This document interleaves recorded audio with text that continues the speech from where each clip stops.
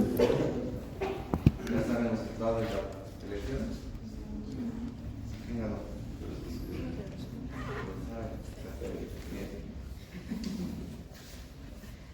Bien. Vamos a continuar con el avance.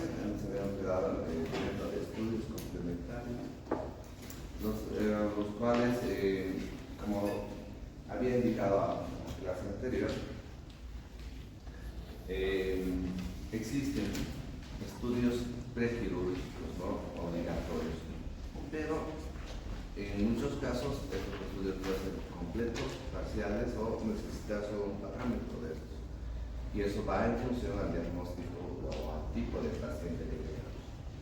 ¿Ya? Nos habíamos quedado acá tenemos la fórmula leucocitaria, que es un parámetro del hemograma. El hemograma es un estudio hematológico que nos muestra las características de la sangre, ¿no? Habíamos hablado de los tiempos del coagulograma, ¿no? Son varias pruebas de laboratorio que nos miden los factores de coagulación. Entre estos tenemos el tiempo de coagulación, el tiempo sangría, el de protrombina, el tiempo de trombina o la trombina parcial de tromboplastina, que se denomina la KPTT. Los valores los tienen ahí, son valores parámetros que manejamos. En algunos casos puede estar acelerado, o sea, se coagula más rápido, o en otros más prolongado. El temor en el coagulograma es que exista hemorragia durante la cirugía cuando estos tiempos son muy prolongados. Entonces, contraindica un proceso quirúrgico, o por lo menos nos induce a poder hacer una prescripción medicamentosa o de alguna sustancia previa a la cirugía o durante la cirugía. ¿Ya? En caso de que esté muy acelerada la coagulación, entonces igual no es un factor bueno eso. En muchos casos se han producido, por ejemplo, dentro de la cirugía, la formación de trombos, o sea, coágulos, y esos trombos pueden obstruir a vasos sanguíneos y producir muchos problemas. Por eso tampoco el otro lado es bueno. Siempre hay que estar en un rango intermedio. Hemos hablado del grupo sanguíneo también, y bueno, lo único que la consideración más importante es indicar que el paciente debe entrar con grupo sanguíneo por la posibilidad de que pueda hacerse una transfusión sanguínea. ¿Qué sangre es la más ideal? El mismo tipo y grupo de sangre, grupo sanguíneo, ¿no?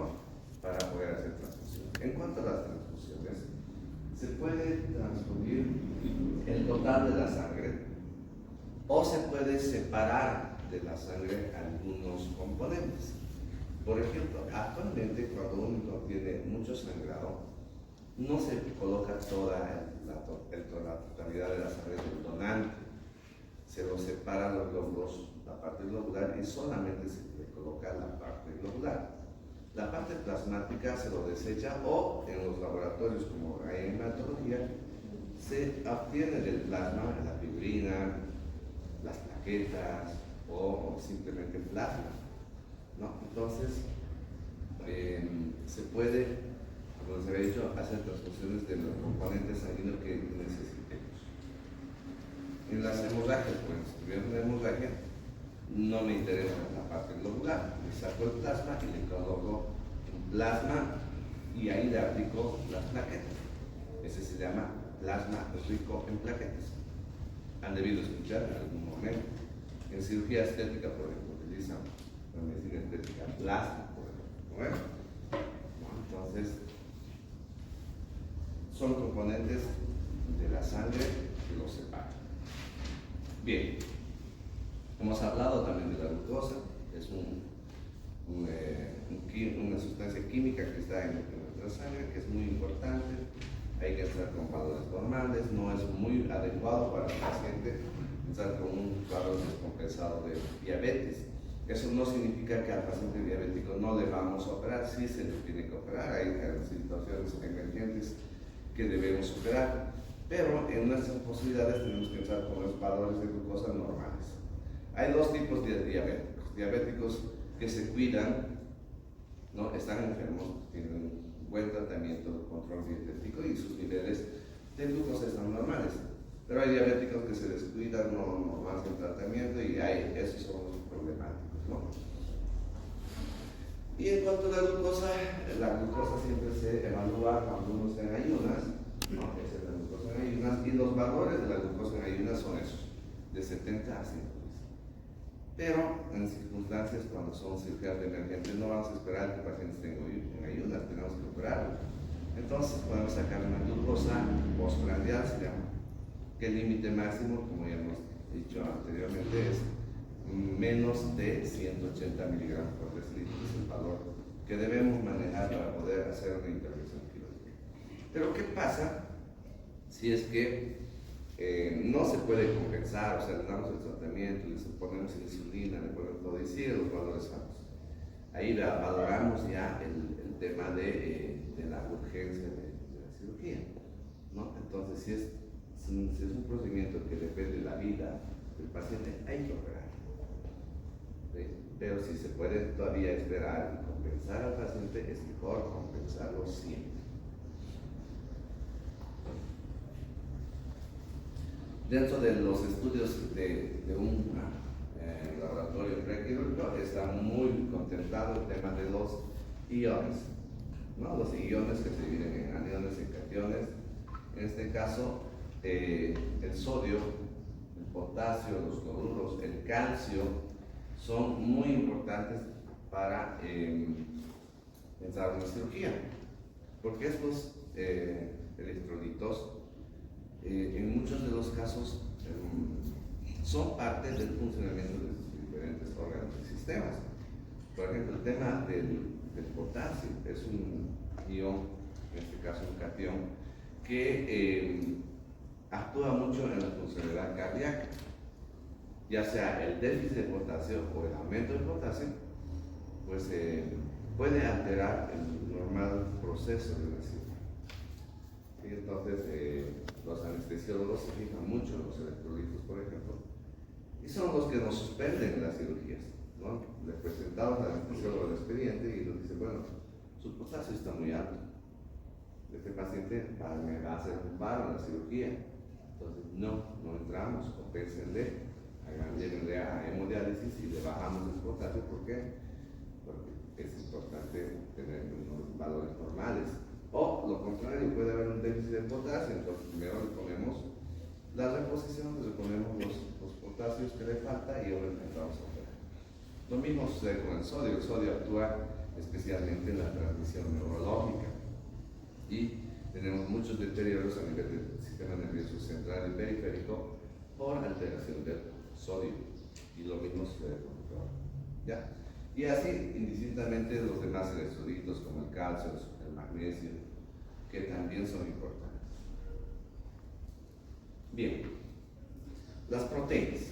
Las proteínas, si bien no son de rutina unas pruebas laboratoriales que se requieran para una cirugía, no están dentro del prequirúrgico. Sin embargo, tienen mucha relación con el proceso de cicatrización de los pacientes quirúrgicos. Nosotros necesitamos que el paciente cicatrice después de hacer una herida, una incisión. Pero también, indirectamente, el valor de las proteínas nos dice que si el hígado está funcionando bien o mal. Si está funcionando bien, entonces los valores de proteínas van a estar en valores normales. Si el hígado está funcionando mal, los valores de proteínas van a ser deficitarios, o sea, disminuidos. ¿Por qué necesito además las proteínas? Porque muchas proteínas son factores de coagulación, ¿no? Si ustedes se han dado, pues que han repasado fisiología, en esa cadena de la coagulación intervienen algunas proteínas, ¿no? que son indispensables. Por eso, cuando hay un déficit de proteínas, algunos pacientes pueden sangrar demasiado. Otro aspecto importantísimo, la funcionalidad de los riñones. ¿Cómo nosotros nos damos cuenta si el riñón está funcionando bien o está mal? Nosotros, para atender a un paciente quirúrgico, les colocamos sueros, ¿sí? Muchos sueros, porque en algunos casos el paciente deja de comer, especialmente en cirugías gastrointestinales. varios días, entonces tenemos que ponerle sueros, reemplazar el aporte calórico de agua y de electrolitos a través de sueros, incluso algunos nutrientes. Entonces, si los riñones no están funcionando bien, esa agua, ese líquido que le están metiendo, se va a quedar o se va a mal distribuir en todo el cuerpo. Porque cuando está funcionando bien el riñón, nos ingerimos agua, vamos al baño y lo orinamos, ¿no es cierto? Eso es normal. Pero si no están funcionando bien los riñones, esa agua, esos líquidos se van a quedar en el cuerpo. El paciente se reumatiza, por eso los pacientes con un cuadro renal, insuficiencia renal, son pacientes que están edematizados, hinchados, porque sus riñones ya no pueden depurarlos, el líquido que les ingresa, ¿no? Entonces, por eso nos tenemos que empezar a operar con valores normales de la funcionalidad. ¿Cuáles son esas pruebas? La urea, la creatinina nos miden la funcionalidad renal. ¿Sí? Ahí están los valores, con algunas diferencias en relación al sexo, ¿no? Entonces, muchos cuadros incluso no solamente se utilizan en el preoperatorio, sino también en el seguimiento de pacientes. Hay pacientes que sangran en una cirugía o que están mal balanceados en el aporte de líquidos. Entonces, ¿quién es el primero que sufre? El riñón. ¿Sí? Porque si no le das líquidos, no lo aportas bien, entra en un cuadro de insuficiencia renal aguda. Y lo primero que se dispara es la creatinina, se eleva. Entonces, nosotros hacemos controles y vemos que la creatinina va subiendo y razonamos. Le falta volumen, le falta líquido, le falta sangre a este paciente. Por algo la creatinina se ha elevado. ¿Sí? Entonces nos sirve también como todos estos estudios como un medio de seguimiento a los pacientes quirúrgicos. ¿Hasta aquí alguna pregunta? ¿Estamos entendiendo? ¿Sí? Ya. Bueno, el examen general de orina, si bien tampoco no es un examen obligatorio para operar a un paciente, pero nosotros debemos evitar complicar al paciente. A ver, si yo tengo una cirugía estética, le voy a sacar un pedazo de su párpado de arriba y abajo al paciente. Eso se llama una blefaroplastia, ¿verdad? Y el paciente está con una infección urinaria o está resfriado. Ese resfrío se puede complicar, ¿no?, por el procedimiento quirúrgico electivo. Entonces, si es una cirugía que no es urgente, pero después, posteriormente, primero hacemos tratamiento del cuadro infeccioso, ¿no? En este caso, una de las infecciones ocultas en muchos pacientes es a nivel urinario. De la orina puede diseminarse a diferentes órganos y sistemas la infección, o puede inmunodeprimir al paciente, y si el paciente está inmunodeprimido, se pueden producir infecciones en cualquier parte de nuestro organismo por una simple cirugía. Por eso es que nosotros en el hemograma ya podemos darnos cuenta de que haya un proceso infeccioso. Y si nosotros encontramos en el hemograma leucocitosis, que es un signo de infección, más desviación a la izquierda, como ya les había dicho, que también es otro signo de infección, entonces decimos, ¿dónde está ese proceso infeccioso? Porque el hemograma solamente nos dice que hay infección, no nos dice dónde. Entonces debemos revisar clínicamente, haciendo nuestra revisión al paciente con inspección palpación. Descubrimos que puede estar en cualquier parte del tórax, el abdomen, en las vías urinarias. Y si no encontramos siempre, hay que buscarlo con laboratorios. Entonces, el examen general de orina nos muestra si puede haber un cuadro infeccioso. Pero también el examen general de orina no solamente nos muestra que haya una infección. Por ejemplo, ¿qué nos sirve en el examen general de orina? Donde detectamos la infección, especialmente en el recuento de los glóbulos blancos, o en la detección directa de la presencia de microorganismos en orina. ¿Ya? Pero como ustedes pueden ver, el examen general de orina también nos muestra otro tipo de parámetros que no solamente nos indican que hay infección, sino también las características de la orina, y también de alguna manera con eso interpretamos la funcionalidad del riñón. Por ejemplo, solamente un parámetro, la presencia de sangre en orina. Puede decir que glomerulonefrítico. A ver, la presencia de albúminas en gran cantidad en la orina nos puede decir que el señor también ya está dejando pasar todo, que ya está en un cuadro terminal de la insuficiencia renal, es un síndrome nefrótico. Entonces, el examen general de orina también no solamente nos sirve para ver infecciones, sino también para ver en qué condiciones está el paciente en forma indirecta, porque hemos dicho que necesitamos que sus riñones, su hígado, todo esté funcionando bien para poder operar con mejor garantía. Bien, otro estudio que lo vamos a ir conociendo además más adelante en nuestras clases es el estudio de los gases en sangre. Nosotros en la sangre no solamente tenemos proteínas, sustancias químicas como la glucosa, la urea, la creatinina, sino también tenemos gases. ¿Qué gases? Tenemos el CO2, ¿no? El dióxido de carbono es un gas. Tenemos oxígeno en la sangre, ¿no? ¿Cómo se detecta el oxígeno, el CO2? ¿A través de qué prueba? Se llama gasometría. Es una prueba en la cual nosotros obtenemos sangre arterial. En este caso nosotros no pinchamos una vena, pinchamos una arteria. ¿Sí?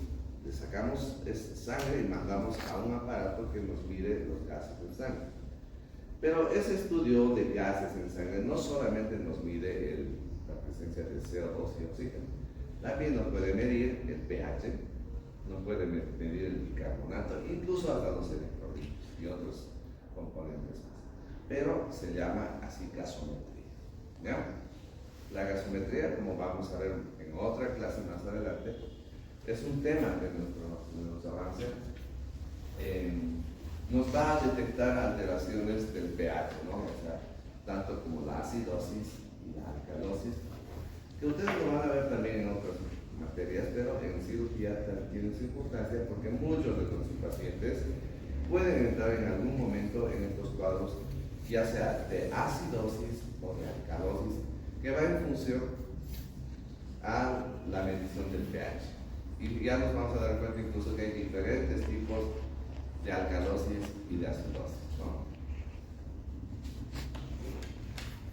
Bien, otro estudio que no está dentro de los estudios obligados para el PET quirúrgico, pero sí también necesitamos en algunos casos conocer la funcionalidad del hígado, ¿sí? Especialmente en aquellas cirugías que tengan relación con ya sea con la funcionalidad o la anatomía del hígado, ¿no? Entonces, yo voy a operar mi vesicular. Necesito saber que las vías biliares estén permeables, que no haya cálculos biliares o alguna obstrucción. Entonces, para eso yo pido estas pruebas hepáticas, ¿no? Pido bilirubinas, las transaminasas, ya sea la oxalacética o la pirúvica, que están como GPT y GOT, entonces son diferentes pruebas. Incluso acá faltan las pruebas de la fosfatasa alcalina, la gamma-glutamilotransferasa, o sea, que son pruebas hepáticas, que nos van a decir cómo está funcionando el hígado y los conductos biliares, que pueden estar dentro del hígado o fuera del hígado, ¿no? Entonces, acá voy a indicar de que hay cirugías en las cuales tenemos pruebas específicas que solicitar. Si yo voy a operar hígado, tengo que pedir eso. Pero si le voy a operar no sé, de la rodilla, no tengo por qué pedirle esto, ¿verdad? Me interesa otro tipo de estudios. Entonces, cada especialidad y cada procedimiento tiene pruebas de laboratorio que le interesen. Eso en cuanto al diagnóstico. Pero también nos referimos al paciente como tal. No, yo le voy a operar, le voy a cambiar una prótesis en la rodilla a un paciente diabético. Entonces, ¿qué me interesa? Su glucosa. Pero si ese paciente además tiene una insuficiencia hepática, por mucho de que le voy a cambiar la prótesis de rodilla, que no tiene nada que ver con el hígado, necesito valorar la función hepática para no complicar más el paciente. ¿Ven? Entonces, no solamente valoro el diagnóstico, sino al paciente en general, porque ningún paciente es igual a otro. ¿Sí? no hay una regla. Por eso en medicina, si bien tenemos nosotros un protocolo que seguir, sabemos qué pedir, sabemos qué darle, pero nos salimos del protocolo en función al tipo de paciente que tenemos. ¿Sí? Bien, entonces con eso hemos terminado la parte de estudios laboratoriales, que como habíamos dicho son estudios complementarios. Y retrocedo un poquito a lo que habíamos dicho. Lo que queremos que ustedes, antes de usar laboratorios, lleguen a un diagnóstico y una evaluación clínica. ¿Cómo se hace eso? Preguntando, ¿no? Investigando, haciendo una buena anamnesis, un buen examen físico y llegar al diagnóstico. Los laboratorios, como se han dado cuenta, nos ayudan a entender mejor al paciente y a evaluar, a seguir evaluando al paciente. Por eso se llaman estudios complementarios. Complementan y nos ayudan a entender. Bien, además de los estudios laboratorios, tenemos estudios imagenológicos y de gabinete, ¿no? Entonces hay una gama amplia ahora, es más, hay una gran área de especialización que ustedes que alguna vez se dedican a buscar una especialidad. El área de imagenología es muy importante, ¿no? Antes nosotros, bueno, actualmente seguimos, agarramos, nos mandan una radiografía y vemos, estamos interpretando, sí, hay muchos signos quirúrgicos, pero ahora hay imagenólogos también que se especializan en hacer la interpretación de estos estudios, ¿ya? Bueno, entre los estudios importantes, y vamos a hablar del prequirúrgico, está la radiografía de tórax. La radiografía de tórax nos da un pantallazo rápido de la evaluación del sistema cardiovascular y pulmonar, ¿no? Entonces vemos los pulmones rápidamente, si hay condensaciones, si hay aumento de la trama vascular que nos relacionan con diferentes cuadros patológicos. Lo mismo a nivel cardiovascular. Entonces una placa prácticamente obligatoria que debemos pedir. Y mucho más, y eso anótenlo bien, en pacientes de 60 años para arriba o que tengan como patología de base problemas respiratorios o cardiovasculares, es obligado pedir una radiografía de tórax. Muchas veces se han suspendido cirugías, hemos ido al paciente, el paciente está tosiendo, es anciano, tiene 70 años, le llevamos ya listo para hacer la cirugía y el anestesiólogo dice, ¿no está su placa de tórax? Y empiezan y les dicen, usted sabe que paciente añoso, más de 60 años, y con patología de base es obligatorio la radiografía. Entonces suspende la cirugía, saquen la radiografía y bueno. Entonces nosotros ya no tenemos que estar sufriendo esos impases. Ya a este paciente de entradita, 60 años o más, le pido su radiografía de tórax. Esté bien o esté mal, o esté compensado o no esté compensado. ¿Sí? Entonces, no cometamos error. Además, la patología, el paciente anciano tiene muchas alteraciones ya en el pulmonar, ya no es el pulmón de antes, ya no respira como antes. Y ya el tema cardiovascular de la misma manera. Otro estudio, y este estudio sí es específico para el tema de cirugía, especialmente la cirugía mediana o mayor, o en aquellas cirugías donde el paciente requiera anestesia general. Y es más, está dentro del ámbito legal incluso. No puedo entrar a operar sin una evaluación o la determinación de un riesgo quirúrgico cardiológico. ¿Sí? ¿Cómo se evalúa, cómo se saca ese riesgo quirúrgico? A través de la obtención de un electrocardiograma. Ustedes en fisiología ya han visto que la funcionalidad cardíaca se puede evaluar a través de un electrocardiograma, que me imagino en la práctica de fisiología han debido saber dónde se colocan cada uno de los electrodos, ¿no es cierto? Son 6 electrodos que se colocan en el tórax y 4, 2 en las extremidades superiores y 2 en las extremidades inferiores, y con todo eso se miden las diferentes derivaciones que nos da el ciclo cardíaco, ¿no? Entonces con eso el cardiólogo ve su laboratorio, ve otros estudios más y dice, este paciente tiene un riesgo quirúrgico grado 1, grado 2, grado 3, grado 4, según la escala de Goldman. ¿Ya? Y así los anestesiólogos los cardiólogos, nosotros mismos cirujanos usamos alguna escala para decir este paciente tiene un riesgo crítico para uno o dos. Entonces, este estudio, que es el electrocardiograma, también prácticamente es obligatorio en todo paciente que se va a operar, especialmente en esos pacientes que son de cirugía mediana, mayor o gran cirugía. ¿Ya? Hay otros estudios un poco más invasivos, tal vez, imagenológicos, pero que llaman a apoyar el diagnóstico, no tanto como algo obligatorio para entrar a operar. O sea, yo no voy a dejar de operar a un paciente de una apendicitis si no tiene su endoscopía, ¿no? Pero si yo tengo dudas de mi diagnóstico, y no sé si es apendicitis o es un tumor de estómago, prefiero descartar antes a través de diferentes estudios, ¿no? Dentro de esos estudios de descarte pueden ser las endoscopías, las tomografías, como ven acá una imagen tomográfica, ¿no? Y bueno, y una gama de estudios complementarios. Los estudios imagenológicos nos sirven para apoyar tanto nuestro criterio de diagnóstico, lo hacen muy bien. Es más, hay cirugía, por ejemplo, cirugía de hígado. Yo no voy a entrar a operar si no tengo pues una buena tomografía, ¿no? Donde me digan en qué parte está el tumor exactamente, para hacer mi plan quirúrgico. Entonces, si bien no es obligatorio sacar tomografía en todos los pacientes, hago ese estudio en función al diagnóstico que estoy pensando hacer. Y así lo mismo, si hay una endoscopía o una resonancia magnética, una colágeno, una resonancia, lo que sea, que se quiera, lo debo hacer para apoyar mi diagnóstico, ¿no? Entonces, hasta ahí hemos llegado ya en la evaluación del paciente quirúrgico. ¿Cómo se evalúa?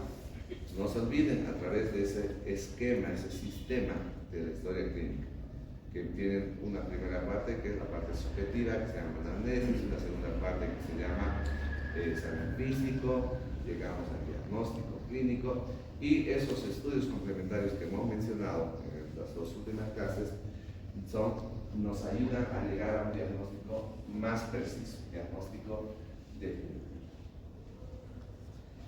Bien, después de hacer el diagnóstico definitivo, obviamente nosotros vamos allá a operar el paciente si así lo requiere. O en algunos casos, como cirujanos, también a veces no operamos, no solamente operamos. Al final de cuentas somos médicos. Y hay algunas patologías que están en nuestro ámbito y también hacemos tratamientos con medicación. ¿Sí? Entonces, cuando vayan en quinto, cuando ustedes miran el tema de cirugía, por ejemplo, van a ver la obstrucción intestinal. La obstrucción intestinal del colon, hay varios métodos. Se puede desvolvular el colon con una endoscopía, no es una cirugía, pero es un tratamiento de gabinete, ¿no? O podemos diluir los cálculos que están en la vía biliar principal a través de una sustancia, ¿no? Porque la cirugía puede ser muy complicada para ese paciente. Si con un tratamiento médico no hemos logrado hacer eso, ni modo, lo operamos después de un tiempo. Pero ¿qué hemos hecho? Primero un tratamiento médico y después uno quirúrgico, ¿no? Bueno, en la parte de evaluación al paciente y en la parte del preoperatorio, porque estamos hablando antes de operar al paciente, no solamente hay que llegar a un diagnóstico preciso. Ya, si hemos llegado a un diagnóstico y tenemos que operarlo, tenemos que empezar a hacer algunas cosas con el paciente. Ya, entonces yo vengo, el paciente viene y dice, ya, le voy a operar su vesícula, pero primero vamos a hacer esto, esto, esto. Y cuando se interne, el día antes, los internos, las enfermeras también tienen una actividad precisa con el paciente que se va a operar. Y de eso vamos a hablar a continuación. Entonces, después de llegar al diagnóstico, tenemos que valorar. Ya hemos dicho que hay muchas pruebas de imagenología, de gabinete, como de electrocardiograma y laboratorio, que nos continúan en ese papel de valorar al paciente. Y después entra ese otro proceso cuando ya estamos a pocas horas o días de la cirugía, de prepararlo, que no es lo mismo. Se van a hablar. Algunos conceptos para que ustedes lo tengan en cuenta. Estamos en la etapa preoperatoria. ¿Cuál es el concepto del preoperatorio? El preoperatorio es el proceso por el cual se prepara al paciente para llevarlo a la operación en condiciones funcionales y orgánicas más ventajosas posibles. En este caso, este concepto ya es aquel paciente que ya hemos determinado operar. ¿Sí? ¿Cuándo comienza el preoperatorio? ¿Qué me puede decir? ¿Cuándo comienza? Desde que el paciente aceptó la operación. Exacto. Esa es la respuesta correcta. Cuando yo ya he terminado de evaluar y le he dicho, mire, señor, sí le voy a operar, pero su cirugía es muy complicada porque usted está enfermo de esto, etcétera, etcétera. Y pese a todas las posibilidades de complicaciones, el paciente decía, bueno, no, opérenme. Entonces, el paciente ha aceptado.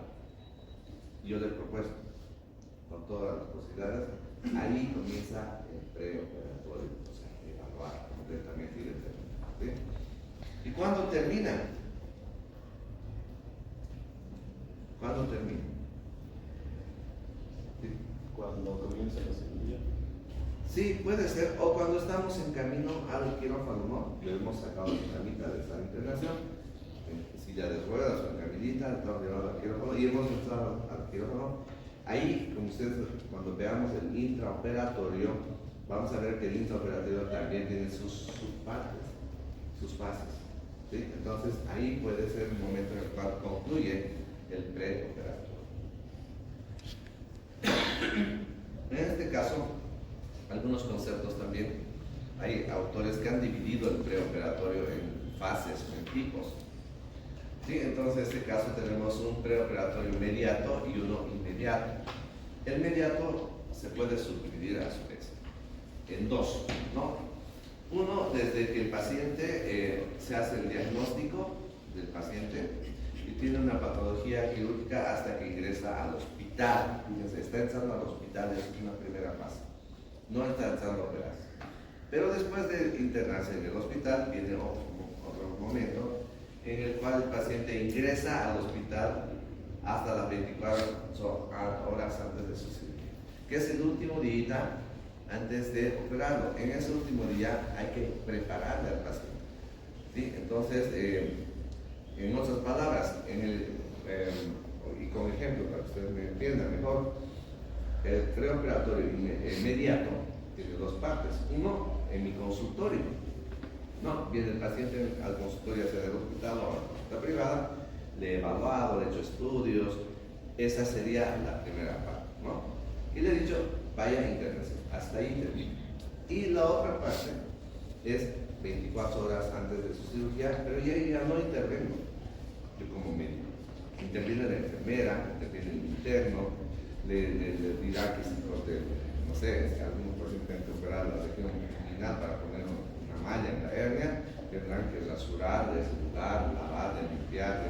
Hay pacientes que vienen del campo, viejitos, que no están bien aseados, los bañan primero, les colocan alguna medicación, ¿no? Entonces, esa es la siguiente parte, 24 horas antes se hace con el paciente quirúrgico. Y finalmente tenemos ya horitas, minutos antes de la cirugía, que es el inmediato, ¿no? Que también, como ustedes pueden ver, puede estar en relación a 24 horas antes de la cirugía del acto quirúrgico. Lo que les decía, dentro de la valoración y obligatoria es sacar el riesgo quirúrgico. Aquí vamos a mencionar uno de los parámetros para ¿qué hora es? ¿Dónde está mi celular? Bueno, sí, ya. No vamos a terminar. Que es la evaluación del paciente quirúrgico a través de una escala para sacar el riesgo quirúrgico. ¿Ya? Entonces aquí tenemos una de las escalas que manejamos, la escala de Gottman. ¿Sí? Entonces, si se dan cuenta, esa escala nos califica al paciente con un puntaje. Tienen que sacar un puntaje en función a varios parámetros. ¿No? Un paciente que tiene más de 70 años automáticamente ya tiene 5 puntos. ¿Sí? Y un paciente que además en algún momento antes de los 6 meses antes de su cirugía tuvo un infarto, ya le damos 10 puntos más. Puede ser que no tenga este factor ninguno de los pacientes, entonces ponga 0 en ese factor. ¿Ya? Lo mismo, si ese paciente tiene en el examen físico ingurgitación irregular o en la auscultación un ritmo de galope, entonces le ponemos 11 puntos. O si hay una estenosis aórtica importante, 3 puntos. Y así, indistintamente varios parámetros, como ustedes pueden ver, que va sumando y tiene un puntaje al final. Ese puntaje nosotros lo vamos a aplicar en esta tabla. Y esta tabla nos dice que si el paciente está con un puntaje total de 0 a 5 puntos, el riesgo quirúrgico es bajo. Es un paciente sano, como usted. ¿Sí? No es viejito, usted no tiene problemas cardíacos. Una clase 2 o tipo 2 es con puntajes de 6 a 12 puntos y su riesgo quirúrgico es moderado. Una clase 3, un puntaje que se obtiene de 13 a 25 puntos y allí es un riesgo más alto, ¿no? Incluso cuando tiene más de 20 puntos, según esta escala, es ya contraindicado operar. ¿Sí? Entonces, así como esta escala, existen otras escalas de evaluación del paciente que se va a operar. No es la única, por si acaso, no los cardiólogos tienen una forma de evaluar, los intensivistas tienen otra, los anestesiólogos tienen su propia tabla, que ellos usan mucho esto, los anestesiólogos, se llama la ASA, ¿sí? Y justamente lo ha propuesto la Sociedad Americana de Anestesiología, por eso se llama ASA, es la escala de ASA, que todos los anestesiólogos la aplican, igual tienen sus parámetros, ¿no? El paciente ASA, aquí ya no ponen puntajes, fíjense, cuando es un ASA 1, el paciente sano, que no tiene problemas. ASA 2, paciente con enfermedad sistémica leve que no limita actividad, por ejemplo, una hipertensión arterial leve, una diabetes mellitus controlada con dieta, y así van clasificando en ASA 1, ASA 2, ASA 3, ASA 4. Entonces, fíjense, en un solo paciente se va con su Goldman y su ASA más. Es importante que ustedes conozcan estas tablas. No vamos a ir a detalles, simplemente vayan con esto. Los anestesiólogos también siguen haciendo su evaluación. El paciente ya está en el hospital, entonces es obligación del anestesiólogo a este paciente con anestesia general ir a ver cómo está la apertura bucal, porque tienen que abrir de la boca para meterle el tubo endotraqueal. Y obviamente van a usar esta clasificación de Mallampati para ver la apertura bucal, porque van a ya alistarse para poder hacer una mejor intubación en el momento de la cirugía, ¿no? Y aquí está la clasificación de Mallampati en varias formas. Un Mallampati clase 1 o grado 1 es aquel en el cual nosotros podemos ver el paladar blando en su completito, ¿no? Podemos ver los pilares que están a los lados, la úvula de forma completa, ¿no? Una clase 2, fíjense, ya los pilares están cubiertos, se ve la úvula y el paladar blando nada más. Un Mallampati grado 3 ya está prácticamente borrándose el vértice de la úvula, ya no se ve toda la úvula, se está borrando y ese espacio. Y un Mallampati grado 4 ya no se ve nada, solamente se ve el paladar blando. Entonces, obviamente un Mallampati 4 es difícil de entubarlo. Ahora si es un Mallampati 1, es paciente que fácilmente lo voy a poder entubar, ¿no? Entonces los anestesiólogos usan mucho esta o evaluación. Muy bien, vamos a quedar acá y continuamos en la siguiente serie. Vamos.